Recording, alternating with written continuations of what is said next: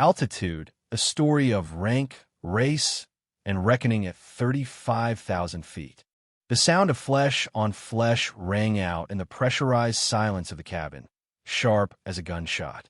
For a breathless moment, the Engine's steady drone faded into background noise as the cabin stilled, frozen in collective disbelief. The woman's head jerked violently to the side, her officer's cap spinning into the aisle, landing at the feet of a stunned passenger in 4C. Time collapsed inward.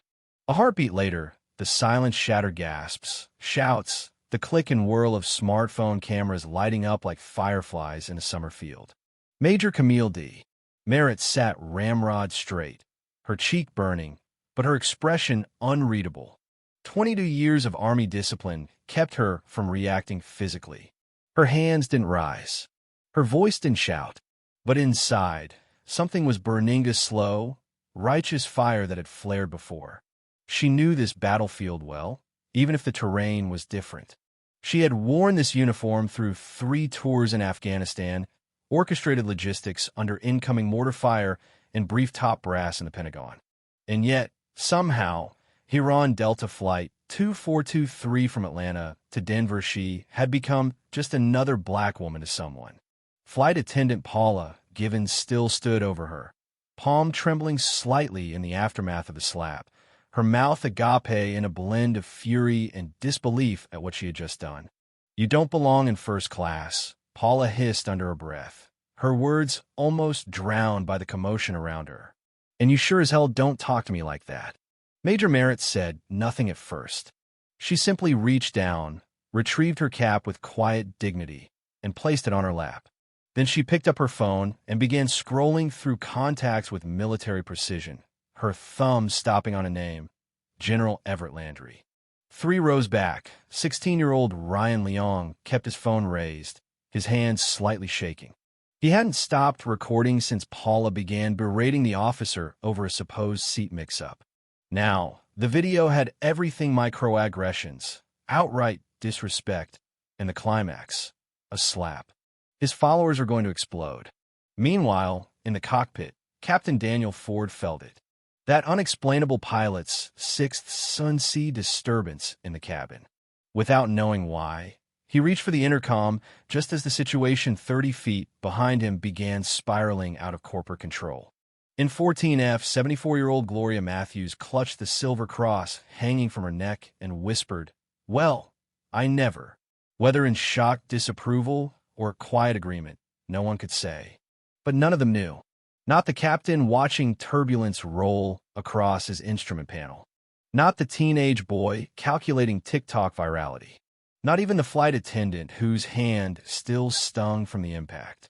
None of them knew that Major Camille Merritt had direct access to the kind of power that didn't just command troops, it commanded consequences. And as she thumbed her way to Landry's number, she made a silent decision. Today wouldn't end like all the other days. Today, this wouldn't be swept under the rug. 3 hours earlier, Camille Merritt arrived at Hartsfield-Jackson precisely 2 hours and 30 minutes before her flight. She always did. Early is on time. On time is late. Late is unacceptable. That mantra had followed her from her first commanding officer at Fort Jackson to every war room she'd ever walked into. She passed through TSA with ease. The agent offered a respectful nod. "Thank you for your service, ma'am." Camille returned a polite smile. She appreciated when the gesture was sincere and, she could usually tell, today felt routine, even pleasant. A simple trip to Denver to speak at a joint logistics symposium.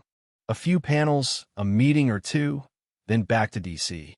As she made her way to Gate C-19, her path intersected with Colonel Damian Hawkins. "Sharp suit. Crisp salute." Her old friend and mentor. "Didn't know you were headed west," Camille greeted, surprised. Last-minute addition. "FEMA wants a military perspective on wildfire response," Damian replied. They chatted like comrades, though briefly, warmly, and with a kind of shorthand only shared by those who've carried the same weight. Before they split, he lowered his voice. "Landry's naming his deputy for the Joint Chiefs Advisory Panel soon. Your name's floating." Camille froze mid-step. "That's not public, Damien." "Shouldn't be. But you know how aides talk. She offered a half smile. Wouldn't that raise some eyebrows? It'd raise standards. She boarded first class on Delta 2423 at 10:13 a.m. Sharp. Her seat was 3AA splurge. Yes, but well-earned after years of travel in rickety C-130s and military-grade buses with shock absorbers that hadn't worked since Bush Sr. The flight attendant who greeted her, Paula, had the smile of someone who had already decided she didn't like you. Camille knew that smile. She'd seen it in barracks and briefings, airports and hearings. Paula barely glanced at Camille's uniform before saying flatly, "Boarding pass?" Camille handed it over without a word. Paula squinted, flipped it twice as if inspecting for forgery, then returned it between two fingers. "First time up here?" Camille raised an eyebrow. "Not remotely." "Well, let me know if you need help figuring out how everything works," Paula replied, spinning toward the next passenger, a white man in a business suit. "Mr. Carmichael, welcome back. Scotch on takeoff." The barbs were subtle, weaponized politeness. Camille let it roll off her back. This wasn't her first battlefield, but didn't stop there. The drink she didn't order. The water offered last. The cold shoulder while Paula fawned over other first-class passengers. Camille said nothing until the pasta incident. "I requested chicken," Camille said calmly. "We're out," Paula replied, but not before purposefully tilting the tray, just enough for a cup of Caesar dressing to spill across Camille's neatly pressed pants. "Oh dear," Paula drawled with faux concern. "Clumsy me." Ryan, the teen next to Camille, gasped. "She did that on purpose." Camille stayed composed. Dabbing her uniform with napkins Paula had delivered with a smirk, she said, "It's fine." But it wasn't. Not really. It wasn't just dressing. It was dismissal. Again. Then came turbulence. As the plane rocked, Paula used the moment to confront Camille again, this time under the guise of enforcing seatbelt protocol. But when Camille reminded her the captain had asked flight attendants to take their seats, Paula bristled. "I don't take orders from passengers," she spat. Camille didn't flinch. "It's not an order. It's the captain's instruction. You people always think the rules don't apply to you." 3 words. That's all it took to push the oxygen out of the room. Camille stood.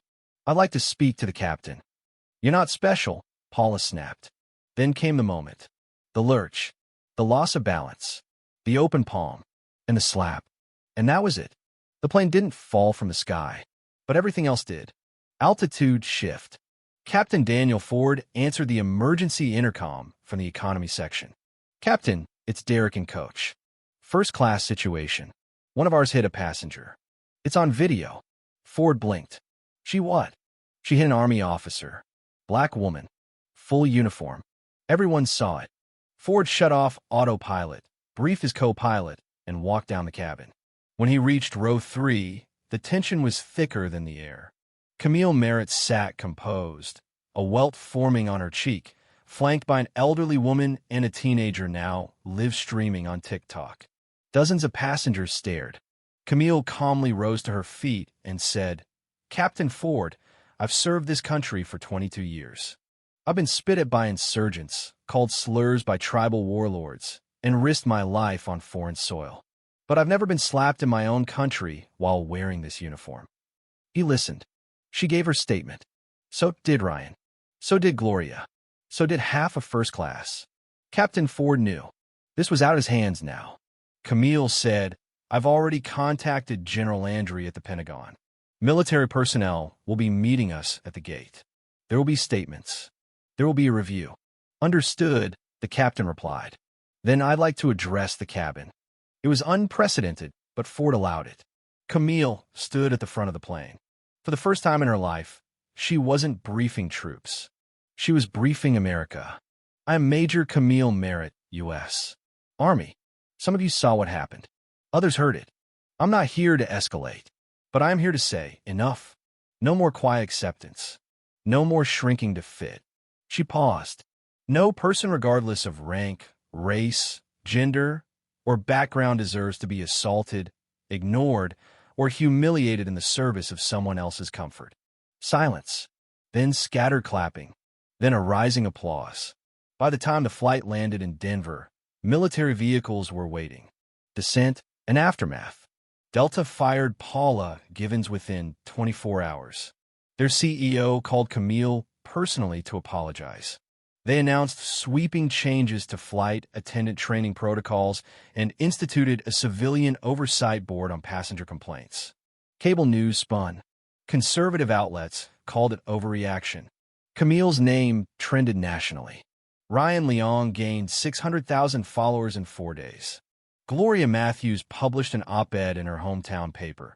I saw with my own eyes how quiet dignity exposed loud prejudice. And Camille? She was promoted. Publicly. The Pentagon, aware of how powerful a symbol she had become, leaned in. Major Camille Merritt became Brigadier General Camille Merritt 2 months later. Her photo went up in the Hall of Command. She didn't ask for any of it, but she didn't run from it either.